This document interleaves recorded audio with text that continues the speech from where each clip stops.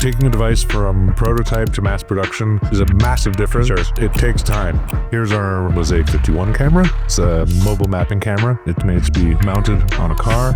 It can be used with or without LiDAR. It can be dramatically easier to collect the data, and it can give you a much higher level of detail, in fact. We would like to make it easier and cheaper. I think it can be. We've only just started. We have a long way to go. Jeffrey Martin, thanks for stopping by, sir. Thanks for having me, Ellis. CEO, co-founder, right, of Mosaic, and you arrived with gifts. What have we here? Here's our Mosaic 51 camera. This is one of our 3 products that we have right now. This is a mobile mapping camera. It's made to be mounted on a car. It can be used with or without LiDAR, and it's great for just any kind of mobile mapping. Map any of the streets from a car. Okay. We also have a more advanced model called the Mosaic X, which uses global shutter sensors that's suitable for higher speed, better 3D geometry, better colorization of point clouds. And we also have a backpack device called the Explorer, which can be used on foot or on any other vehicle, scooters, bicycles, motorcycles, and things like that. Can also be used to become a celebrity at conferences. That I'm that could be. Yeah. So I'm curious. So you mentioned this is the newest of the 3. What are we talking timeline-wise for Mosaic of these products? This is our first product, actually. This started shipping in 2020. Gotcha. Okay. So we've been shipping this for a while. It's been shipped to over 50 countries worldwide. A lot of our customers are based in the US, a lot in Europe, and then also the rest of the world. It's used in all kinds of harsh environments, hot and cold. It's used in Scandinavia, Saudi Arabia, Jordan, Colombia, India. It is very mature, stable product. It is does not have any thermal issues ever, anywhere. It's very robust, and it's also purpose-built for mobile mapping. So there are other similar looking kind of industrial grade 360 cameras, but they're more of kind of a generic approach that satisfies many industries. This is purpose-built for mobile mapping. So it has everything inside. It has the GPS chip inside, has the storage device inside. You just connect the power and you can go. It has a web UI built in. You can connect any device with a web browser, mobile phone, tablet, laptop, whatever, and you just plug it in and go. Excellent. So it's really easy to use. I mean, on top of the ease, I'm struck by, this thing sounds like a warrior. And I want to come back to the resilience you were talking about, where it's been tested. Hot, cold, whatever climate and environment. In R&D and just testing and getting it field ready, what was that process like? How long was it? Was there a lot of tinkering? It does take a long time. It's one thing, you can make a device that might sort of look like this, but it's a prototype, and taking a device from prototype to mass production is a massive difference. Sure. And it takes time. There are some things that you just can't do quickly. So it was a couple of years between starting the device and having it fully certified and, deploying it with confidence to, many of these faraway places and harsh environments. That's wonderful. Like I said, a true warrior. How long have you been in the mobile mapping game, Jeffrey? So Mosaic has been around since 2018. I have been doing spatial image capture for about 20 years. Okay. So my first project was in 2004, and it combined georeferenced 360 photos with a map. This was a long time ago. This was before Google Maps existed. This was before Google Street View existed. Most people had never seen a spherical image at all. Yeah. So I've seen, many iterations of spatial imaging and this whole industry. And that's always been my passion. My entire adult professional career has been built around 360-degree and spatial imaging. I'm curious, someone as seasoned as yourself, 2 decades into it, are you where we think, just from a 10,000-foot view, would you say you're satisfied, happy with, or maybe disappointed with where technology and mass has allowed us to be from a performance standpoint? I think it's really, interesting coming to these trade shows every year and seeing, what's new and what's coming out. I think it's still quite difficult and expensive to do a lot of this. Sure. And that's something that we would like to solve. We would like to make it easier and cheaper. I think it can be, but I think it is in the best interest of the bigger companies to keep it kind of expensive and difficult. There's more money in it that way, at least in the short term. But in the long term, I think we've only just started. There's still plenty of organizations that are not even in the 20th century yet. They're still walking around with clipboards looking at power lines, and they haven't digitized at all. So we have a long way to go. There are a lot of big countries like India, for example, where the mapping has only just started, and there is a lot that can be automated and made vastly more efficient. Yeah, it's certainly exciting for what may await. We've covered so much of what Mosaic can do. I'm curious, kind of going back in the timeline a bit, the precise gap you see Mosaic filling, both from the onset and even looking forward and sort of puzzle solving. Is there an objective that you focus on, or is it just, I want to make the best damn product possible in terms of performance, resilience, like we talked about? Or do you target, this is a bottleneck, this is an issue, let's one up it? Curious of the approach. I think for the first few years of the company, we've been really focused on just making the best possible product that we can for this industry. And we've been completely focused on the geospatial mobile mapping industry only. I think we have a good handle on it now, and we've made a good name for ourselves. Certainly. And now we're starting to branch out a little bit into adjacent industries such as construction, oil and gas, industrial inspection, and other similar applications, which are also mapping, but they are mapping of other types of environments and often much more complex environments. So if you take like oil and gas, for example, they have these, extraordinarily complex systems that they need to, monitor and audit. And these are very, there's a very severe downside to them malfunctioning or going wrong. Like if there's, corrosion in pipes and they have to shut down an entire refinery, this can have massive impacts, not only for the company, but in the, whole global energy supply chain. So there's, I think a lot of quite severe use cases that are in the process of kind of automating the, general inspection and auditing of these systems. And that's where we're, starting to, tread lightly and see how we can do. Absolutely. It's kind of a good segue to what I was going to want to explore next. And that is, again, from a seasoned pro such as yourself. And if you could explain for the many that do not have the knowledge you do, imagery first mobile mapping versus LiDAR. Mm-hmm. Break down a sort of, not a top 5, but I mean key, market differences. Okay. So I think with LiDAR, it has been around for quite a while now. It's often quite a bit more expensive and a little bit more technically oriented in terms of, producing a usable data set, but it's a little bit more direct in terms of you capture LiDAR points and you have the depth. It's a pretty good ground truth. And it's reliable, but it is expensive and technically quite demanding to do it properly. And generally, I think this kind of a, computational photography, photogrammetry type of approach, it has to kind of supersede LiDAR for most use cases, I think. Just the advances in computation. If you forget about AI or any of that, just like the advances of computation mean that it is possible to capture data that is, even more accurate in many cases than LiDAR, and much, much easier to capture. So I think we are headed that way. I don't see how it can't happen. I think it has to happen. LiDAR helps. I think it will probably always help. And also, of course, the cost of LiDAR is going down. They're getting smaller and cheaper. But in terms of, building a device that costs, $1,000 instead of $100,000, this kind of thing will be possible using cameras only, at the cost of additional computation, but it can be dramatically easier to collect the data, and it can give you a much higher level of detail, in fact.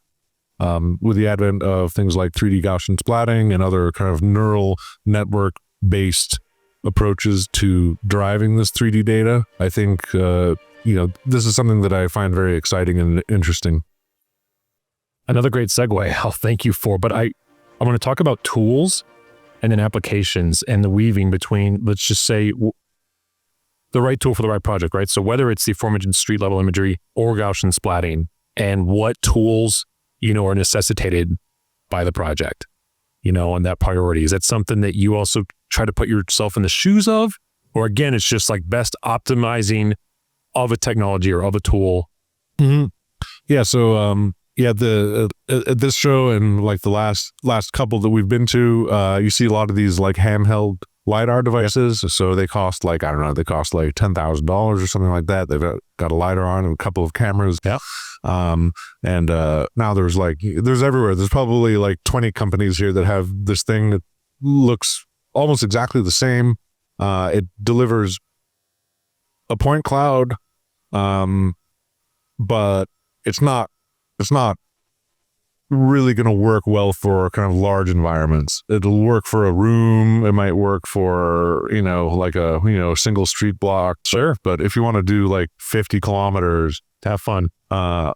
like pretty soon the idea of, spending 10 times more on something that is going to actually like deliver results reliably, it starts to look like a bargain, in fact. So yes, it's good for certain stuff, but it doesn't scale very well.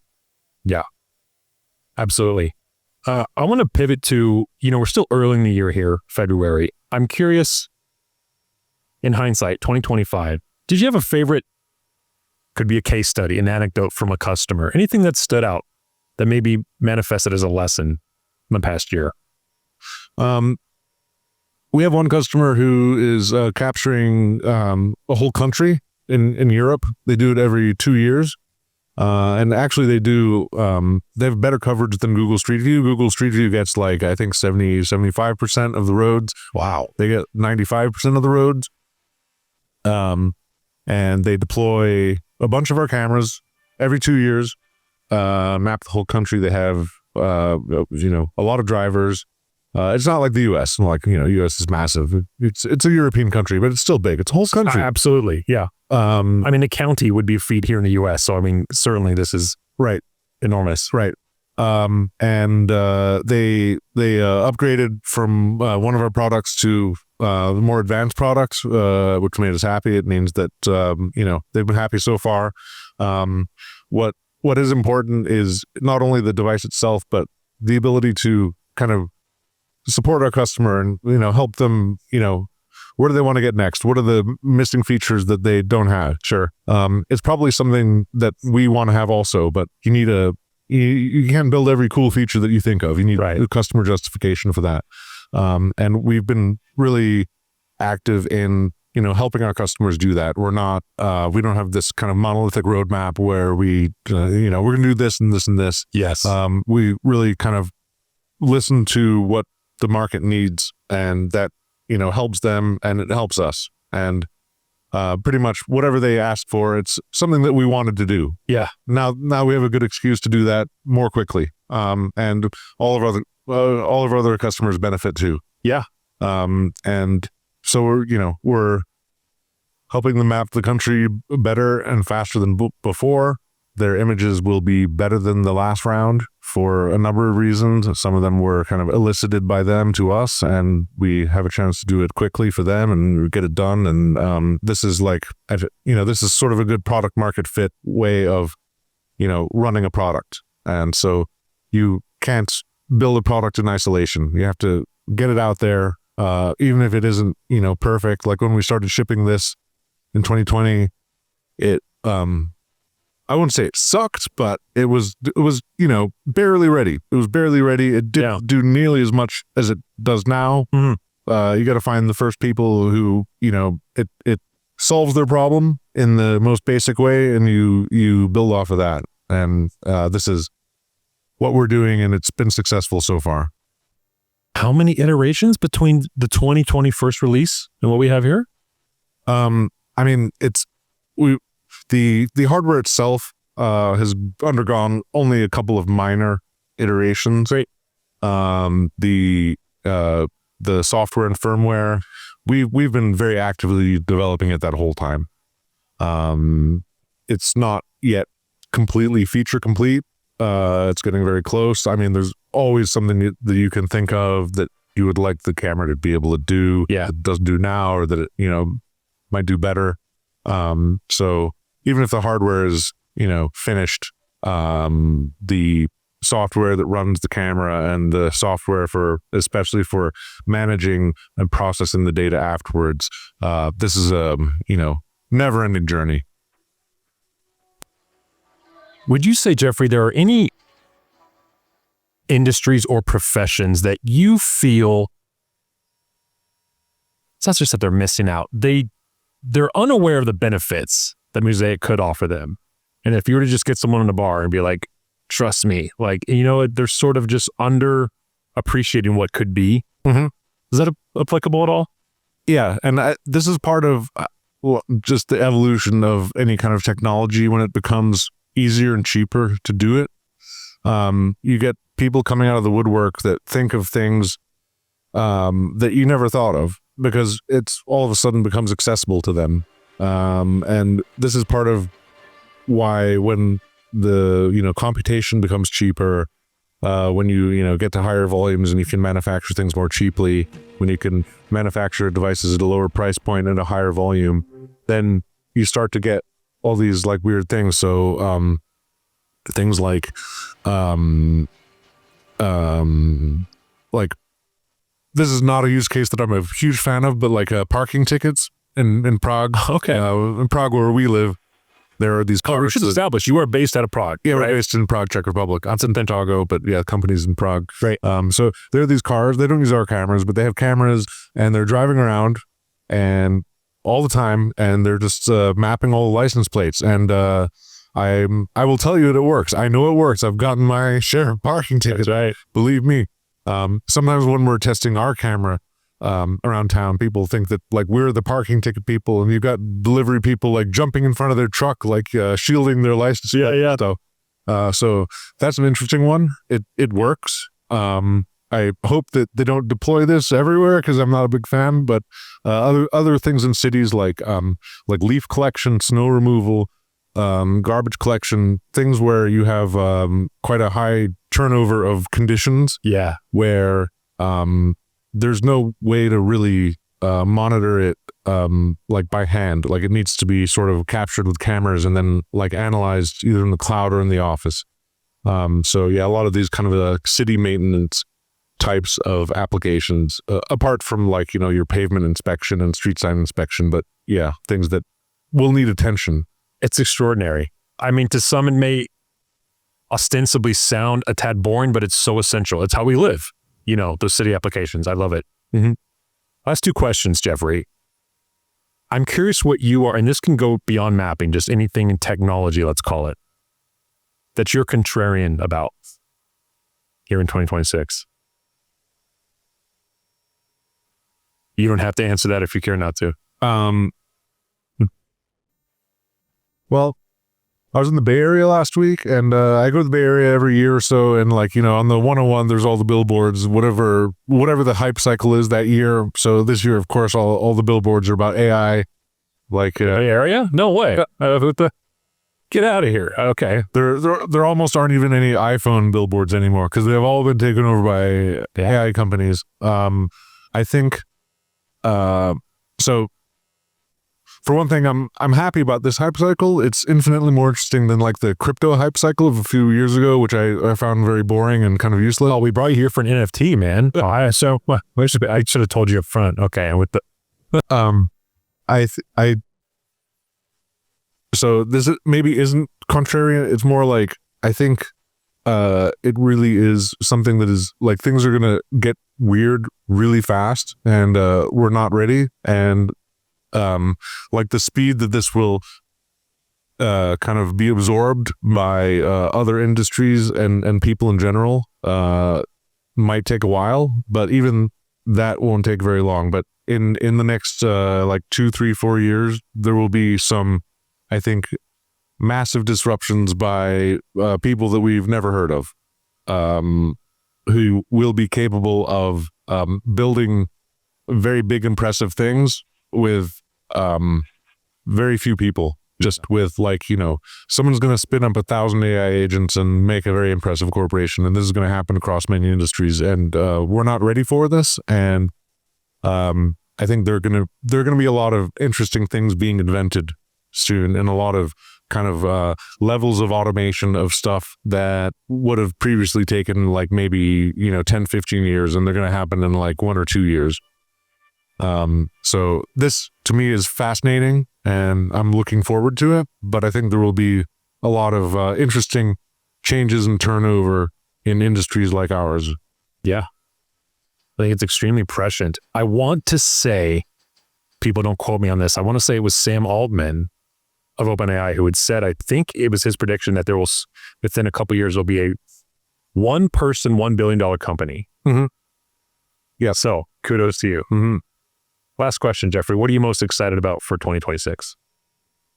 I'm excited about what we're building next. Darn right. And we disclose what that might be. Nope. Okay. Great answer. Great answer. Perhaps this time next year we can get a glimpse of it. Jeffrey, it's been an absolute pleasure. Thank you for stopping by, sir. Thanks a lot.